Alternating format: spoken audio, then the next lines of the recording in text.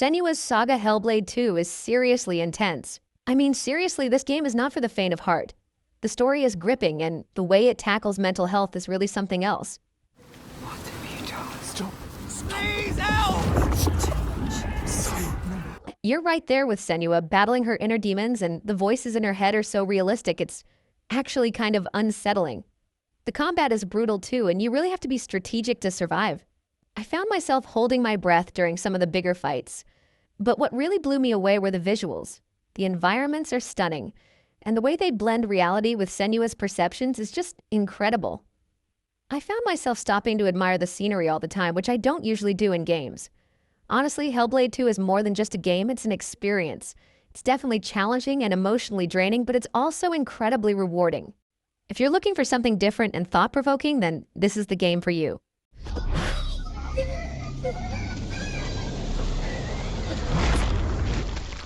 Stalker 2 Heart of Chernobyl is finally here, and it was definitely worth the wait.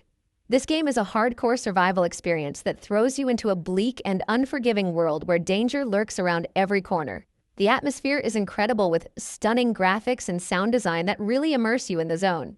I loved exploring the eerie abandoned buildings and scavenging for supplies while trying to avoid deadly anomalies and mutated creatures.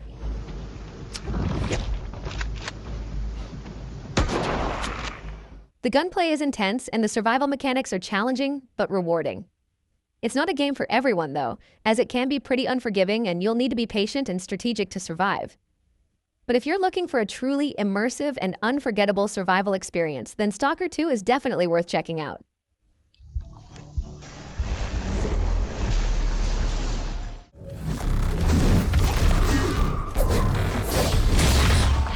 Stellar Blade is this fast-paced action game where you're basically a super warrior trying to save the planet, and the combat is really the highlight with these stylish moves and combos that make you feel like a pro, and the game really nails that feeling.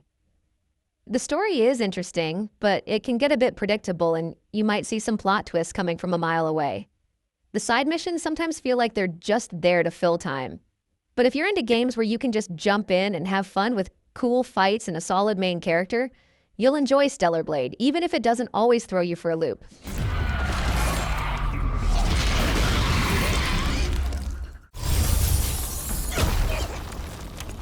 Black Myth Wukong is a visual masterpiece with next-level graphics and environments so detailed and atmospheric that I felt like I was exploring a living painting.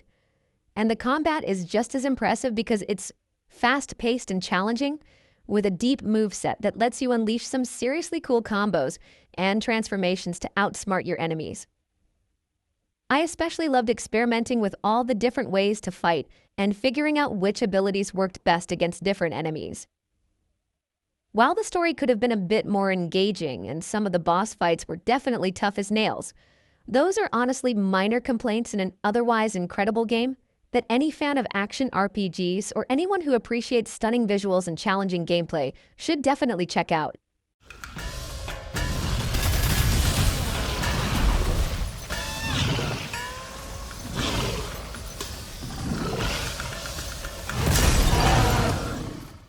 The place is coming down! Okay, so I finally got my hands on Indiana Jones and the Great Circle, and wow, this game is a wild ride from start to finish. You get to explore all these amazing locations like ancient temples and hidden cities, and the puzzles are really clever.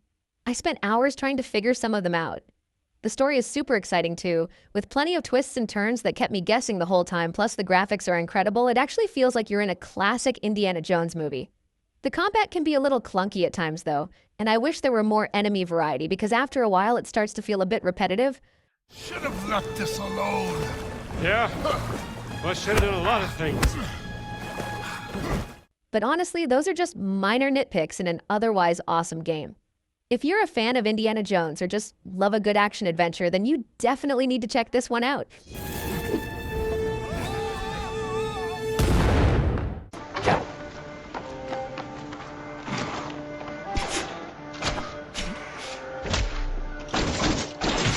Okay, so I just finished playing Prince of Persia: The Lost Crown last week, and man, this game is fantastic. It totally takes me back to the old school Prince of Persia games with the awesome platforming and crazy traps. but it also has this really cool new art style that pops. The combat is super smooth too, with tons of different moves and combos to master. Plus, you can find all sorts of cool weapons and abilities as you explore.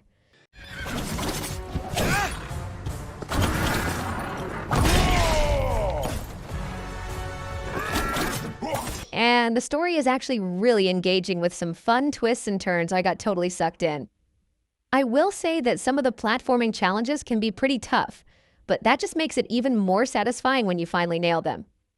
Honestly, I haven't had this much fun with a Prince of Persia game in years, so if you're looking for a challenging and rewarding action platformer, definitely give The Lost Crown a try.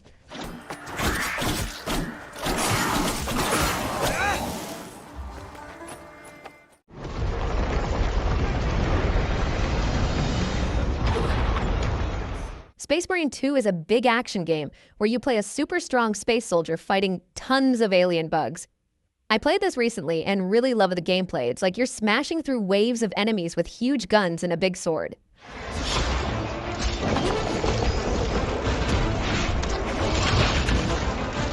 You feel really powerful and the battles are super exciting, with lots of explosions and action going on. Sometimes, though, it feels like you're just fighting the same bugs over and over and it can get a little tiring. But honestly, the feeling of being a Space Marine and just destroying everything in your path is so much fun. It's hard to put the controller down.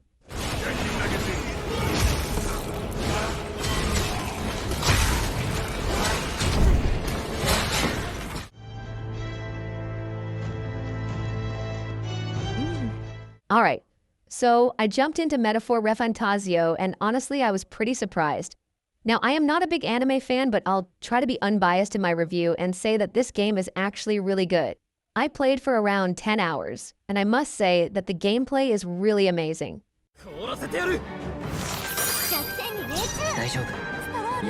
It's got this unique turn-based combat system that keeps you thinking strategically with every move, and the story is surprisingly deep with some really interesting characters that you actually start to care about. Okay, so I finally got around to playing Final Fantasy VII Rebirth, and let me tell you, it was like stepping back into a world I knew and loved, but with a whole new perspective. Remember all those awesome moments from the original? Well, they're back, but with even more depth and detail. And the story goes in some crazy directions that I totally didn't see coming. I got so attached to the characters this time around, like they felt like old friends. And the combat kept me on my toes with all the different strategies and abilities you can use. Honestly, I did get a little lost in those massive dungeons sometimes, and the story kind of dragged in a few places, but overall it was an amazing experience that brought back so many memories and made me fall in love with Final Fantasy VII all over again. If you're a fan of the original, you owe it to yourself to check out Rebirth. Bring it! If you're enjoying the video and want to support a growing channel, then please do subscribe and hit the bell icon. Okay, so I jumped into Dragon's Dogma 2, and at first I was like, whoa, this is a little rough around the edges, because some things were glitchy and it felt kind of clunky. But you know what? They've been putting out a bunch of patches, and the more I played, the more I got hooked.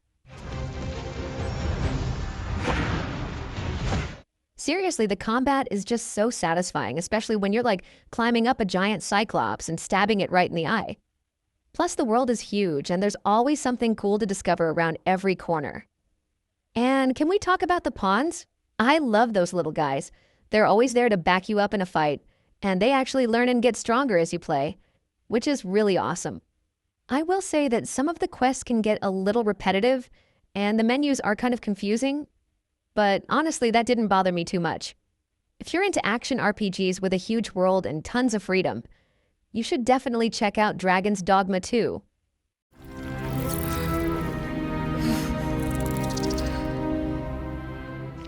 Okay, so Baldur's Gate 3. This is probably my most played game on this list, and I think it's actually one of the best games of the last 5 years. The story just pulls you in and doesn't let go with these amazing characters you meet along the way, and the world is massive and so much fun to explore.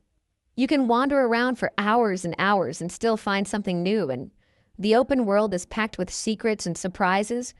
It's got that classic Dungeons and Dragons feel, but with really cool modern graphics. And the combat is turn-based, which I know can be a turn-off for some people, but honestly, it just works perfectly and gives you time to really think about your moves. I just love how much freedom you have in this game, to create your own character and story.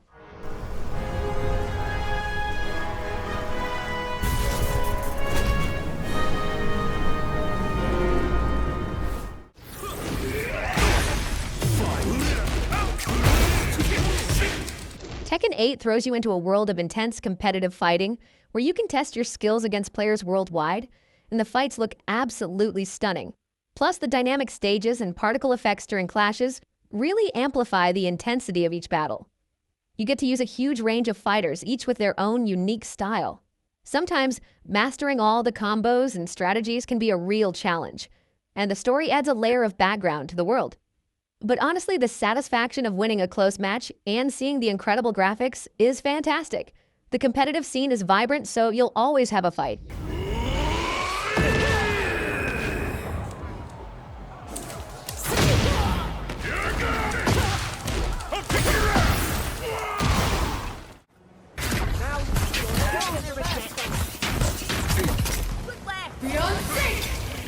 Avowed is a first-person RPG where you explore a mysterious land, fight deadly enemies, and use magic or swords to shape your own journey. And honestly, it's got a lot going for it. The combat is fun because you can mix different weapons and spells, but sometimes it feels a little rough around the edges. The world is rich with lore and cool places to discover, but there are moments where it feels a little too empty. The story has some strong moments and lets you make meaningful choices, but it doesn't always feel as exciting as it could be. It's a solid RPG with great potential, and while it's not perfect, it's still worth checking out if you enjoy deep fantasy worlds.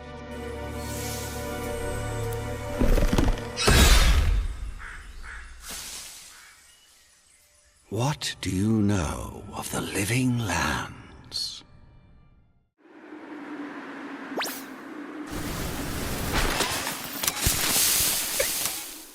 So I finally got around to playing the new Astrobot game, and it's just as charming as I hoped it would be. This time around, you team up with Astro to explore this amazing theme park, with all sorts of different zones like a spooky castle and an underwater world, and each zone has its own unique challenges and puzzles to solve. I really loved how they used the DualSense controller to add to the experience. Like, you can feel the different textures when you're walking on different surfaces, and the graphics are seriously impressive. It feels like you're playing inside a Pixar movie.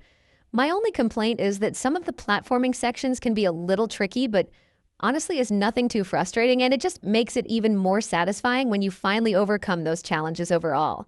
It's a fantastic game that's perfect for players of all ages. If you're looking for a fun and innovative platformer, then look no further.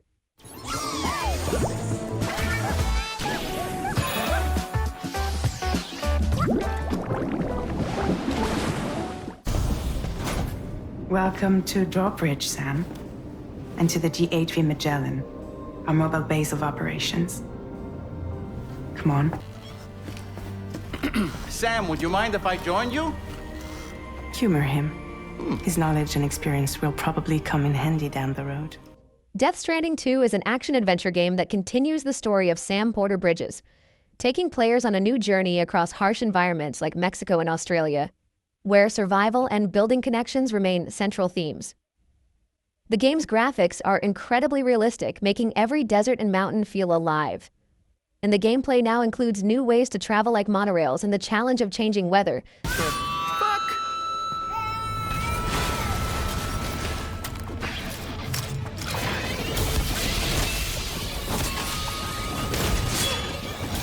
Combat has gotten deeper with more enemy types and new tools that let you choose between stealth, fighting, or avoiding conflict altogether. While the story introduces new characters and political tensions that add layers of mystery to the experience. Please understand, Sam.